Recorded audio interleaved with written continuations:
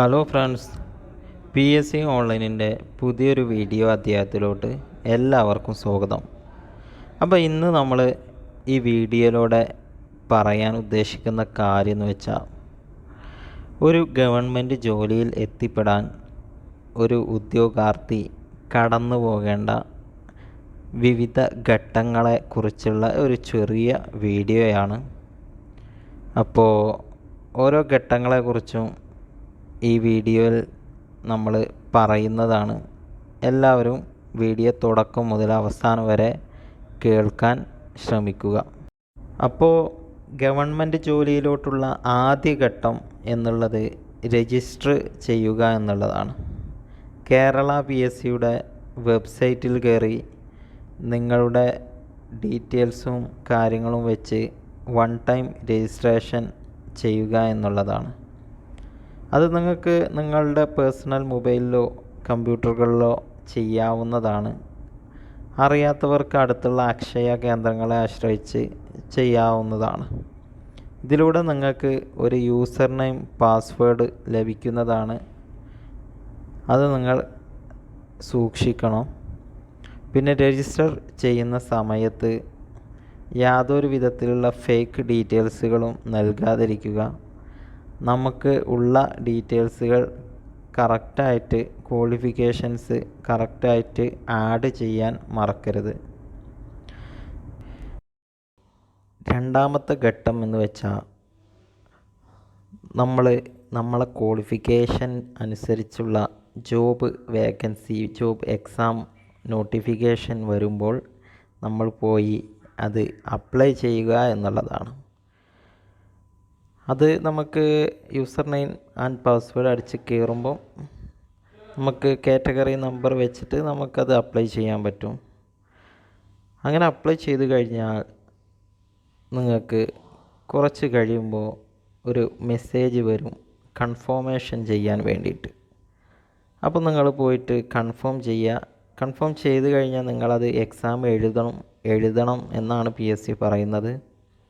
അപ്പോൾ പോയിട്ട് കൺഫേം ചെയ്തിട്ട് പിന്നെ കുറച്ച് കഴിയുമ്പോൾ നിങ്ങൾക്കൊരു മെസ്സേജ് വരും, നിങ്ങളെ ഹാൾ ടിക്കറ്റ് റെഡി ആയിട്ടുണ്ട്.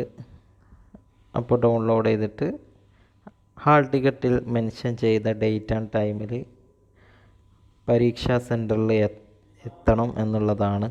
അപ്പോൾ നിങ്ങൾ പോയി ഡൗൺലോഡ് ചെയ്യുക.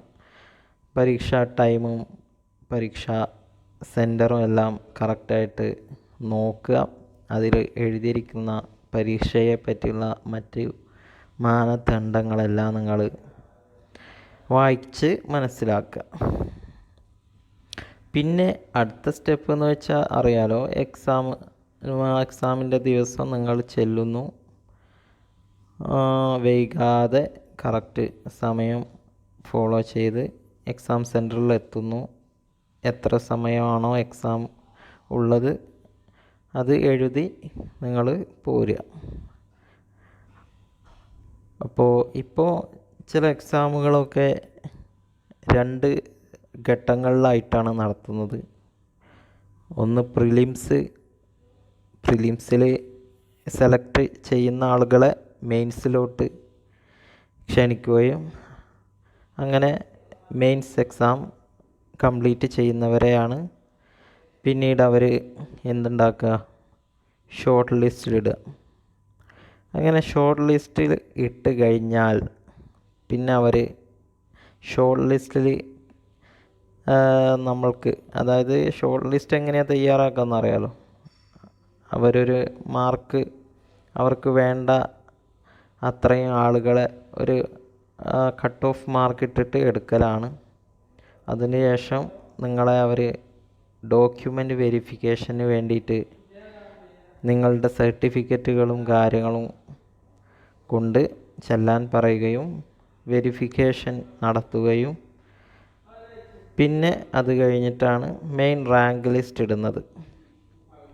അപ്പം എക്സാമിൽ ഏറ്റവും കൂടുതൽ മാർക്ക് നേടിയ ആൾ 1ാം റാങ്കുകാരനാകും.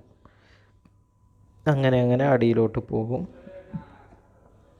അപ്പോൾ പോയിൻ്റ് മാർക്കുകളുടെ വ്യത്യാസത്തിൽ വരെ റാങ്കുകൾ മാറി മറിയാം.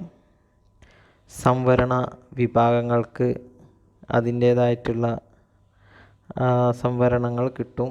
അവിടെയും റാങ്കുകളിൽ ചില മാറ്റങ്ങൾ സംഭവിക്കാം. ഏതായാലും റാങ്ക് ലിസ്റ്റിൽ ഉൾപ്പെട്ട ആളുകൾക്ക് പിന്നെ അവർ അടുത്ത ഘട്ടത്തിൽ അഡ്വൈസ് മെമ്മോ ലഭിക്കുകയും അതിനുശേഷം അപ്പോയിൻമെൻറ്റ് ഓർഡർ ലഭിക്കുകയും ചെയ്യുന്നു.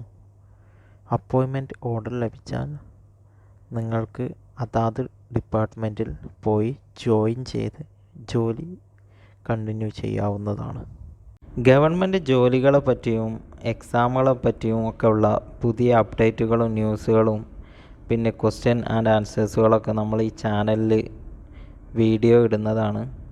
അപ്പോൾ നിങ്ങൾ താല്പര്യമുള്ള ആളുകൾ, വീഡിയോ കേൾക്കുന്ന ആളുകൾ സബ്സ്ക്രൈബ് ചെയ്യുക.